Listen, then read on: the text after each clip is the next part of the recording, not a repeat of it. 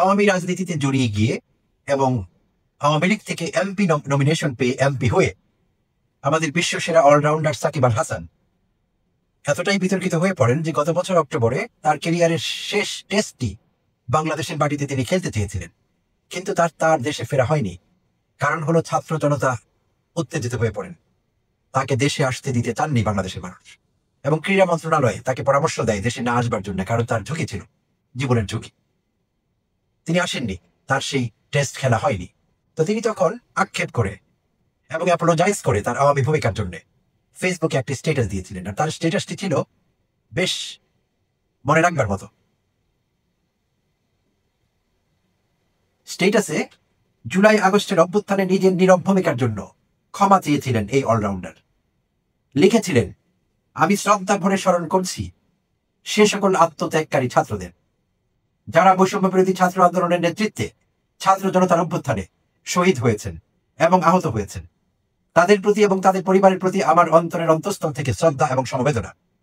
যদিও স্বজনহারা একটি পরিবারের ত্যাগকে কোনো কিছুর বিনিময়ে পূরণ করা সম্ভব না, সন্তান হারানো কিংবা ভাই হারানোর বেদনা কোনো কিছুতেই পূরণযোগ্য নয়।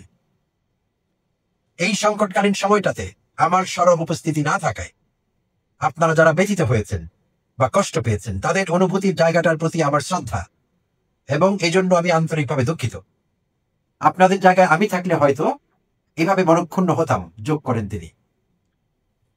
আর সেই স্ট্যাটাস দিয়েছিলেন 1 বছর হয়নি, এরই মধ্যে তিনি ঘুরে গেলেন 180 ডিগ্রিতে, না 360 ডিগ্রিতে। আসলে ঘুরে গিয়ে গতকালই তিনি পতিত স্বৈরাচারী শেখ হাসিনা, পতিত প্রধানমন্ত্রী, তার জন্মদিনে ফেসবুকে তাকে শুভেচ্ছা জানালেন। গতকাল রাত 9টায় সাকিব আল হাসান তার ফেসবুকে লিখেন, শুভ জন্মদিন আপা। আর তাতে করে আবার আগুনে ঘৃতাহুতি হয়। তো সেই থেকে কাল থেকে শুরু করে সোশ্যাল মিডিয়া যে কোনো জায়গায় লোক কথা বলছে সাকিব আল হাসানকে নিয়ে, তিনি আবার আলোচনায় ব্যাপকভাবে। আর সাধারণ মানুষ থেকে শুরু করে সমাজ মাধ্যমে তাকে ট্রল করা হচ্ছে, তাকে পচানো হচ্ছে, তাকে তার তীব্র সমালোচনা করা হচ্ছে। এর মধ্যে সাধারণ মানুষ তো আছেনই, নেটিজেনরা, এর বাইরে সেলিব্রিটিরা, রাজনীতিবিদেরা এবং শহীদ পরিবারের লোকেরা তার তীব্র সমালোচনা করেছেন। এর মধ্যে কয়েকজন পরিধানযোগ্য, যাদের সমালোচনাটি আপনাদের সঙ্গে আমি একটু শেয়ার করতে চাচ্ছি। আর তাতে করে আমরা বুঝতে পারবো এই বিশ্বসেরা অলরাউন্ডারকে মানুষ এখন কোন চোখে দেখে। একসময় তিনি কোটি কোটি বাংলাদেশি মানুষের নয়নের মণি ছিলেন, কিন্তু নিজের লোভ লালসা, আওয়ামী রাজনীতিতে জড়িয়ে পড়া এবং শেখ হাসিনার একনিষ্ঠ ভক্ত বনে যাওয়া, এবং সবকিছুই ঘটেছে টাকা পয়সা, লোভ লালসার স্বার্থে। আর সাকিব আল হাসানকে যারা ভালোভাবে ক্লোজলি ফলো করেছেন তাদের জানা আছে তার কিছু বদ গুণ আছে। সেটি হলো এমনিতে তিনি বদরাগী, তার ভক্ত সমর্থকদের সাথে অনেক সময় দুর্ব্যবহার করেছেন, ভয়াবহ রকমের, বাজে রকমের। ছবি তুলবার অপরাধে মোবাইল ফোন ভেঙে ফেলেছেন অনেক ভক্তের, কোনো ভক্তকে চড় মেরেছেন, গায়ে হাত দিয়েছেন। আর ভাষার ব্যাপার অনেক সময় আক্রমণাত্মক হয়েছেন, অশ্লীল ভাষায়, অমার্জিত ভাষায় কারোর সঙ্গে ব্যবহার করেছেন। তো তার এই বিষয়গুলো আমাদের আগে থেকেই জানা। আর এর বাইরেও নানা রকম কেলেঙ্কারিতে জড়িয়েছেন, ফিনান্সিয়াল ফ্রড, অর্থনৈতিক কেলেঙ্কারি, অর্থ পাচার, যেটাকে আমরা মানি লন্ডারিং বলি, শেয়ার মার্কেট কেলেঙ্কারি, এই জাতীয় বিষয়গুলোর সঙ্গে আষ্টে পৃষ্ঠে জড়িত হয়ে পড়েছিলেন এবং নিজের ইমেজ ভুলুণ্ঠিত করেছিলেন। আর সর্বশেষ নিজের ইমেজের শেষ পেরেকটি মারেন, নিজের ইমেজের সমাধানে শেষ পেরেক মারেন আওয়ামী রাজনীতিতে যুক্ত হয়ে এবং আওয়ামী লীগের এমপি হয়ে। তো আমরা ভেবেছিলাম গত বছর যে স্ট্যাটাস তিনি দিয়েছেন যে তিনি বোধহয় তার ভুল বুঝতে পেরেছেন এবং তিনি বোধহয় সত্যি সত্যি অনুতপ্ত, রিগ্রেট করছেন। কিন্তু বোঝা গেল না, গত রাতে তিনি যে শুভেচ্ছা জানিয়েছেন তার আফাকে, তাতে করে বোঝা গেল আপাতমস্তক আওয়ামী লীগ, আপাতমস্তক মুজিববাদী এই সাকিব। না হলে এই পরিস্থিতিতে এবং গত বছর এই স্ট্যাটাস দেওয়ার পর কোনোভাবেই নিজের ফেসবুকে গত রাতে এটি লিখতে পারেন না, জন্মদিনের শুভেচ্ছা আপা। এটি সেই স্ট্যাটাসের সঙ্গে যায় না। অ্যাপোলোজাইজ করেছিলেন থাকতে পারেননি বলে, আমাদের মনে কষ্ট হয়েছে সেটাও মেনশন করেছিলেন। তো কি হলো এটি? তো দেখা যাক তাকে কে কি বলেছেন, তার বিষয়ে অন্যদের কি ভাবনা। তার বিষয়ে মীর মুগ্ধের ভাই মীর স্নিগ্ধ মন্তব্য করেছেন সাকিব আল হাসান বিষয়। মন থেকে চাই জাহান্নামের নিকৃষ্ট স্থানে ঠাই হোক তোমার। সাকিবকে এই বলে উইশ করেছেন স্নিগ্ধ, মীর মুগ্ধের ভাই, শহীদ মীর মুগ্ধ, প্রিয় দর্শক, যিনি বলছিলেন পানি লাগবে পানি। তার ভাই স্নিগ্ধ তাকে দোয়া করেছেন, মন থেকে চাই জাহান্নামের নিকৃষ্ট স্থানে তোমার জায়গা হোক। সাদেক কায়ুম, ডাকসু ভিপি, তিনি বলেছেন ফ্যাসিস্ট হাসিনা ও তার দোসরদের একমাত্র পরিচয় খুনি ও গণহত্যাকারী। জুলাইয়ের ঘাতকদের আর কোনো পরিচয় হতে পারে না। ক্রিকেটার সাকিব ও রাজনীতিবিদ সাকিব আলাদা। এই বয়ান প্রতিষ্ঠার চেষ্টা যারা করেছেন তাদের উদ্দেশ্য পরিষ্কার। এবং সাদিক কায়েম আরো উল্লেখ করেছেন, পেশাজীবী, তথাকথিত বুদ্ধিজীবী, শিক্ষাবিদ, আমলা, এরকম অনেকের ব্যাপারে এরকম বয়ান দাঁড় করাবার চেষ্টা হয়েছে তাদের অপরাধকে লঘু করবার জন্য। তো এইটি বাংলাদেশের মানুষ বুঝতে পেরেছে, এইসব করে আর কোনো লাভ হবে না। সাদিক কায়েম স্ট্রংলি এই কথা বলেছেন। আচ্ছা, আর বলেছেন সার্জিস আলম, এনসিপির উত্তরাঞ্চলীয় মুখ্য সমন্বয়ক সার্জিস আলম বলেছেন, মন থেকে আপনার পুরো পরিবারের প্রতি চরম ঘৃণা আসে। তারপর মনে পড়ে আপনার 3টি বাচ্চা আছে যাদের এখানে কোনো দোষ নেই। আমার মা যা দেখেছেন তিনি তা সহ্য করেছেন। আমি চাই না আপনার সন্তানের মা তা দেখেও সহ্য করুক। টাকার কাছে নিজেকে বেঁচে দেওয়া, তোর মতো লোভী শুয়োর রক্তে কেনা বাংলাদেশের জার্সি বাংলাদেশের মাটিতে আর কোনোদিন গায়ে দিতে পারবে না। সার্জিস আলম এভাবে ক্ষোভ প্রকাশ করেছেন। শহীদ মাহমুদুর রহমান সৈকতের বোন সাবরিনা আফরোজ সেবন্তী লিখেছেন তার ফেসবুকে, সুশীলরা আস্তে আস্তে সাকিবকে মাফ করে দিচ্ছিল। যে কি বা করার ছিল, তার কেরিয়ার নষ্ট করবে নাকি সে? ব্যক্তি সাকিব আর খেলোয়াড় সাকিব আলাদা, ইত্যাদি। কিন্তু এই সাকিবই আবার যখন একটা গণহত্যাকারী খুনির জন্মদিনে তাকে আপা সম্বোধন করে শুভেচ্ছা জানায়, আমাদের সবার বোঝা হয়ে যায় কার অবদান কতখানি, কে কত বড় দালাল।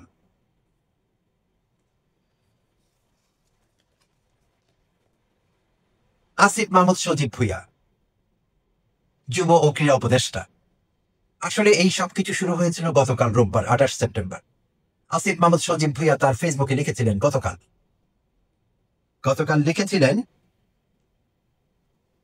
একজনকে পুনর্বাসন না করায় সহস্র গালি দিয়েছেন আপনারা আমাকে। জনগণের উদ্দেশ্যে আসিফ মাহমুদ সজীব ভুঁইয়া কথা বলেছেন, but I was right, end of the discussion. তিনি নাম মেনশন করেননি, কিন্তু সবাই বুঝে গিয়েছে যে তিনি সাকিব আল হাসানকে মেইন করেছেন। আর জনতার উদ্দেশ্যে বলেছেন, তাকে পুনর্বাসন না করায়, তাকে ক্রিকেটে ফিরে আসবার সুযোগ না দেয়, তাকে সহস্র গালি দেওয়া হয়েছে জনতার পক্ষ থেকে। তো তিনি বলেছেন আই ওয়াজ রাইট, অর্থাৎ গত রাতে তার যে শুভেচ্ছা সেটিকে কেন্দ্র করে তিনি বলেছেন তার সিদ্ধান্ত সঠিক ছিল, এবং তিনি বলেছেন এন্ড অফ ডিসকাশন, এরপর আর কোনো আলোচনার প্রয়োজন নেই। আচ্ছা, তো গত রাতে আসিফ মাহমুদ তার ফেসবুকে এই পোস্ট দেওয়ার পর 10টার দিকে তিনি দিয়েছিলেন। রাত 11:20 সাকিব নিজের ফেসবুকে পাল্টা পোস্ট দেন, এবং তখন তিনি মেনশন করেন, যা কেউ একজন স্বীকার করে নিলেন যে তার জন্য আমার আর বাংলাদেশের জার্সি গায়ে দেওয়া হলো না, বাংলাদেশের জন্য খেলতে পারলাম না, ফিরে হয়তো কোনোদিন আসবো মাতৃভূমিতে, ভালোবাসি বাংলাদেশ। পাল্টা পোস্ট দিয়ে দিলেন। আজ আবার আসিফ মাহমুদ সজীব ভুঁইয়া আরো রেগে গিয়ে আরেকটি পোস্ট দিলেন। আর গতকালকে পোস্টে কেউ নাম উল্লেখ করেনি কারো, কিন্তু বোঝাই গিয়েছে কাকে বলা হয়েছে। তো আজ দ্বিতীয় পোস্টে আসিফ মাহমুদ সজীব ভুঁইয়া বলেছেন, যার হাত রক্তে রঞ্জিত তাকে বাংলাদেশের পতাকা বহন করতে দেওয়ার প্রশ্নই ওঠে না। বোর্ডের কর্তারা একাধিকবার তার রাজনৈতিক অবস্থান পরিষ্কার করবার কথা জানালেও তা না করে বরং খুনিদের এন্ডোর্স করা ছাড়াও শেয়ার মার্কেট কেলেঙ্কারি, মানি লন্ডারিং, ফিনান্সিয়াল ফ্রড ইত্যাদি, এবং কাউকে শুধু ভালো ক্রিকেটার বলে পুনর্বাসন করতে হবে এমন কোনো বিষয় নেই। অপরাধ করেছেন, নাও ফেস ইট। তো এই ছিল আসিফ মাহমুদ সজীব ভুঁইয়ার দ্বিতীয় পোস্ট।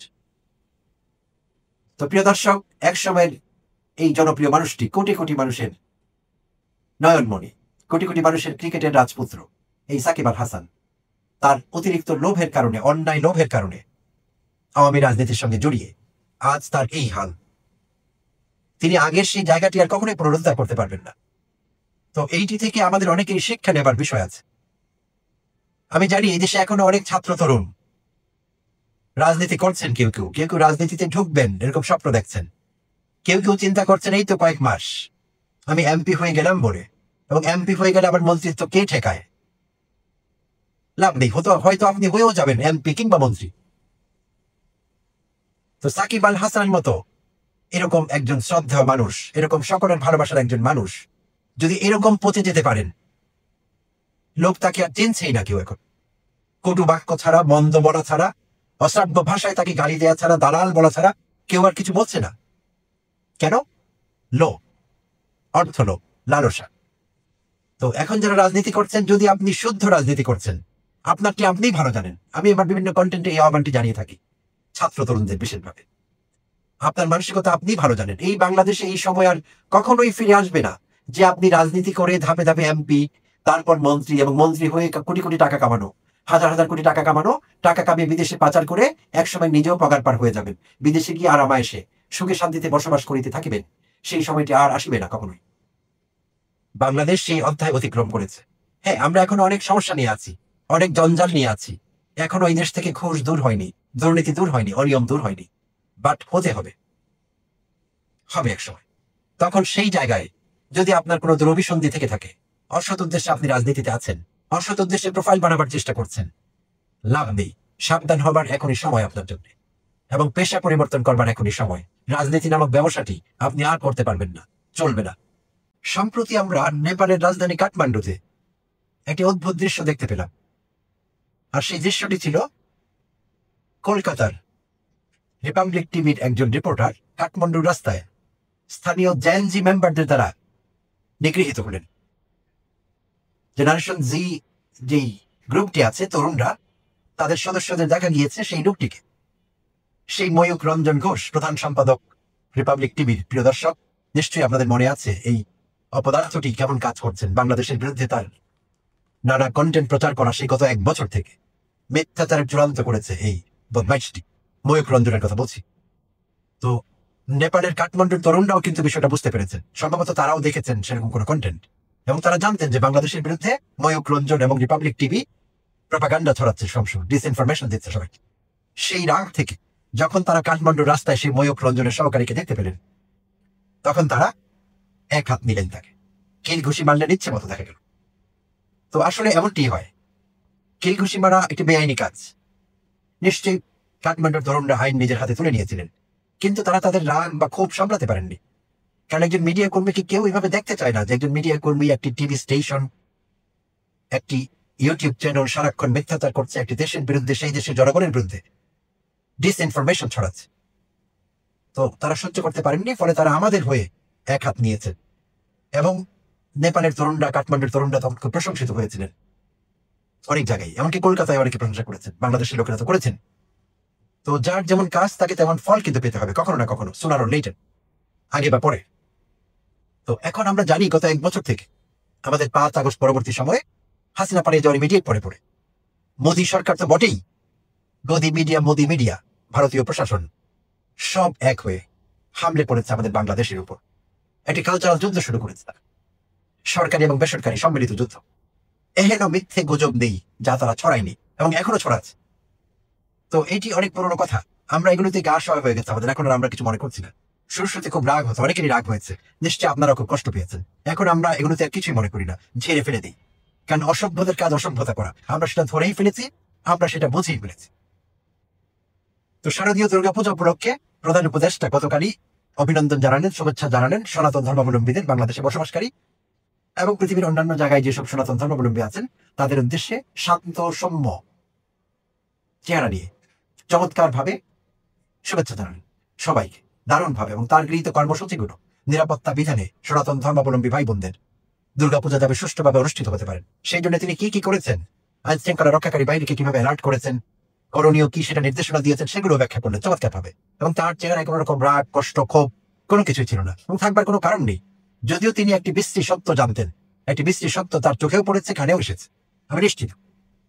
গত 2 দিন ধরে বিশেষভাবে আমরা দেখছি সোশ্যাল মিডিয়া থেকে শুরু করে ইউটিউব চ্যানেল, টিভি স্টেশন, একটি সংবাদ ছড়িয়ে পড়েছে কলকাতার মুর্শিদাবাদ জেলার বহরমপুরের খাগড়া নামে একটি জায়গা আছে, সেই খাগড়াতে শ্মশান ঘাট আছে, বিখ্যাত শ্মশান ঘাট। সেখানে পূজা কমিটির লোকেরা এবং যারা বিশেষভাবে প্রতিমার কারিগর, তারা প্রতিমা বানিয়েছেন সেখানে। তো একটি পূজা মণ্ডপে দেখা গিয়েছে সেখানে ডোনাল্ড ট্রাম্পের চেহারাটি অসুরের চেহারার সঙ্গে মিল রেখে বানানো হয়েছে, অসুরের আদরে ডোনাল্ড ট্রাম্পের চেহারা। তো সেটির কারণে আমরা বুঝতে পারি ডোনাল্ড ট্রাম্প নরেন্দ্র মোদীর সঙ্গে বা ভারতের সঙ্গে তার সম্পর্ক ভালো যাচ্ছে না। শুল্ক আরোপ করেছেন তিনি, পাল্টা শুল্ক অনেক উচ্চ পরিমাণে ভারতের ব্যাপারে। তো সেই রাগ থেকে হয়তো তারা এই কাজটি করে থাকবে। তো এইটি ভালো ফল দেবে না, আরো উল্টো হবে, শুল্ক আরো বেড়ে যাবে অবশ্য। আচ্ছা, তো এই তো গেল ট্রাম্পের সঙ্গে তাদের শত্রুতা। এবার আসি আমাদের বিষয়ে। আমাদের অধ্যাপক ডক্টর মোহাম্মদ ইউনূসের চেহারাটিকে অসুরের আদরে তৈরি করেছে এই অসভ্য বর্বরেরা, এই উগ্র হিন্দুত্ববাদীরা।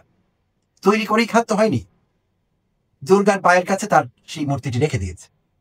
এবং আরো দেখা গেল দুর্গার সেই রুদ্র মূর্তিধারী মূর্তিটি একটি কাটা মাথা ধরে রেখেছে, আর সে কাটা মাথা হলো পাকিস্তানের প্রধানমন্ত্রী শাহবাজ শরীফের। ঘৃণা প্রকাশের, ধর্মীয় উস্কানি দেবার, বিদ্বেষ ছড়াবার একটা মাত্রা থাকে। প্রিয় দর্শক, একবার ভেবে দেখুন, কোন সুস্থ মানুষ যারা সত্যিকার অর্থে ধর্মপরায়ণ, যে কোনো ধর্মেরই হোক, ধর্ম পালন করছে, নিজেদের ধার্মিক বলে দাবি করছেন, তারা এমন কাজ করতে পারেন প্রতিবেশী দেশের রাষ্ট্রের নির্বাহী প্রধানকে অসুরের চেহারা দিয়ে দুর্গার পায়ের কাছে রেখে দেওয়া, আরেকটি দেশের প্রধানমন্ত্রীর কাটা মাথা দুর্গার হাতে দিয়ে দেওয়া, এবং ডোনাল্ড ট্রাম্পের অসুরের চেহারা দিয়ে মূর্তি বানিয়ে রাখা? এগুলো কোনো স্বাভাবিক মানুষের কাজ? ওই সমাজ কোনো স্বাভাবিক সমাজ, ভারতীয় সমাজ যেখানে এগুলো হয়?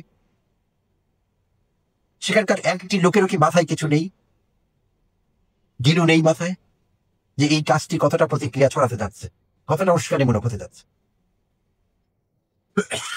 আন্তধর্মীয়, আন্তদেশীয়, আন্তঃসাংস্কৃতিক সম্পর্ক কতটা অবনতির দিকে নিয়ে যেতে পারে এই কাজগুলো, এটি বুঝবার মতো কি কেউ নেই সেখানে? দুঃখজনক, খুব খুব দুঃখজনক। আমি আসলে নিজের চোখকে বিশ্বাস করতে পারছিলাম না। আমি যখন এই ছবিগুলো দেখছিলাম, বিভিন্ন টিভি স্টেশনে আমি দেখছিলাম ঘুরে ঘুরে, এবং অনেক ইউটিউব চ্যানেলও সেটি দেওয়া হয়েছে, আমি বিস্মিত হয়েছি। আমি অবাক হবার পালা আমার এখনো কাটছে না। কি করে সম্ভব এটি? অসভ্যতার, ধর্মান্ধতার একটা মাত্রা তো থাকবে। কোন মাত্রায় গিয়ে এটা পৌঁছেছে? তো সংবাদ মাধ্যমগুলো বা সোশ্যাল মিডিয়া বলছে যে এগুলো মূর্তি যারা বানাচ্ছেন, প্রতিমা বা বানিয়েছেন, সেই সব কারিগরদের কাজ। আমি মোটেই এই বিষয়টি বিশ্বাস করছি না। এটি কোনো কারিগরের কাজ না, এটি সরাসরি বিজেপির কাজ। কলকাতা কেন্দ্রিক বিজেপি এবং বিজেপির যেসব অন্যান্য অঙ্গ সংগঠনগুলো আছে, এরা সবই RSS ঘরানার সংগঠন। বিজেপি বলি, RSS, অন্যান্য যারা যারা আছে, শিবসেনা, অর্থাৎ উগ্র হিন্দুত্ববাদীরা, এরা সবাই RSS এর সংগঠন এগুলো। তো সেখানে তাদের নেতৃস্থানীয়, সরাসরি নেতৃস্থানীয়রা এটি নেতৃত্ব দিয়েছেন, প্ল্যান দিয়েছেন এবং সহযোগিতা করেছেন, উৎসাহ দিয়েছেন। না হলে কারিগরদের কখনোই সাহস হতো না যে দুটো নেইবারিং কান্ট্রির সরকার প্রধানকে এইভাবে অপমান করে। এবং এটি ধর্মীয় ইস্যুতে সবচেয়ে বড় কথা হলো, এটি কোনো সামাজিক প্রোগ্রাম না, এটি ধর্মীয় প্রোগ্রাম। তো এই দুর্গাপূজায় সনাতন ধর্মাবলম্বীরা কি এই বার্তা দিতে চাচ্ছেন যে মা দুর্গা পার্শ্ববর্তী রাষ্ট্রের সরকার প্রধানদের কাটা মাথা নিয়ে খুব খুশি? এরকম কি বিষয়টি? ভুল বার্তা যাচ্ছে, সনাতন ধর্ম সম্পর্কে ভুল বার্তা যাচ্ছে, সনাতন ধর্মাবলম্বীদের ব্যাপারে ভুল বার্তা যাচ্ছে। খুব খারাপ হয়েছে কাজটি। এটির নিন্দা জানাবার ভাষা আমাদের জানা নেই। ডিকশনারিতে পাওয়া যায় এমন সকল নিন্দা জ্ঞাপক শব্দ একসঙ্গে ছুড়ে দিলেও সেই অসুরদের, সত্যিকার অর্থে তারাই তো অসুর, যারা এমন কাজ করতে পারে তারাই তো অসুর। তারা অন্যদের অসুরের আদল বা চেহারা দিয়ে, অবয়ব দিয়ে লাভ কি? তারা একবার কি ভেবে দেখেছেন যে আসলে সত্যিকারের ঠান্ডা মাথার বুদ্ধিমান লোকেরা আমাদেরই অসুর ঠাউরাবে? এবং ঠিক তাদের অসুরত্বেরই প্রমাণ হয়েছে এই কর্মকাণ্ডে। এছাড়া আমি আর কিছুই ভাবতে পারছি না। এবং এটি ঠিকঠাকই আছে। এটি যে ওখানকার বিজেপির নেতৃস্থানীয়রা এবং স্থানীয় প্রশাসন বিষয়টিকে সহ্য করেছে, এনকারেজ করেছে, সেটি পরিষ্কার বোঝা যাচ্ছে। কেন বোঝা যাচ্ছে? সেগুলো কিন্তু তারা সরিয়ে ফেলেনি, সরকারিভাবে কোনো বার্তা আসেনি যে এইটি কোনো বিচ্ছিন্নতাবাদীর কাজ, দু একজন পাগলের কাজ, উন্মাদের কাজ। আমরা সরকারিভাবে আমরা এটি নিন্দা করছি, এমন কাজ করা উচিত হয়নি, এমন কোনো সংবাদ আমরা পাইনি এবং পাবো বলে আশাও করতে পারি না। এই আশা ভারতের কাছে আমাদের নেই। ভারত এখন যে জায়গা গিয়ে পৌঁছেছে, আমাদের সঙ্গে শত্রুতার, বিরোধিতার, প্রতিহিংসার যে জায়গাটি নিয়ে তারা খেলছে, নরেন্দ্র মোদী, দক্ষিণপন্থী হিন্দুত্ববাদী নরেন্দ্র মোদী যা করছে, তাতে করে আমাদের এটি আশা করা বোকামি হবে। ভারতের কাছে আমরা এটি আশা করতে পারি না যে তাদের শুভবুদ্ধির উদয় হবে, তারা এই জন্য অ্যাপোলোজাইজ করবেন আমাদের কাছে। না, এটি হতে যাচ্ছে না। এই বিষয়ে আমরা নিশ্চিন্ত থাকবো। তো যাই হোক, বাংলাদেশে আমরা আশা করব ভারতীয় উন্মাদদের এই অসুরত্ব আমাদের এখানে ছায়া ফেলবে না, এবং সনাতন ধর্মাবলম্বীদের যে পুজো আছে, পুজো চলছে, সেটি ঠিকঠাক চলবে, এবং এতে আমরা কখনোই প্রতিবদ্ধকতা সৃষ্টি করবো না। এবং যদি কেউ করে, আমরা সেটি বাধাগ্রস্ত করবো। আমরা প্রমাণ করবো যে আমরা এত ছোট লোক আমরা না, ওদের মতো। আমরা ওদের মতো অসুর না, আমরা সাধারণ মানুষ, আমরা ভালো মানুষ, আমরা অসুর না। প্রিয় দর্শক, ভালো থাকবেন।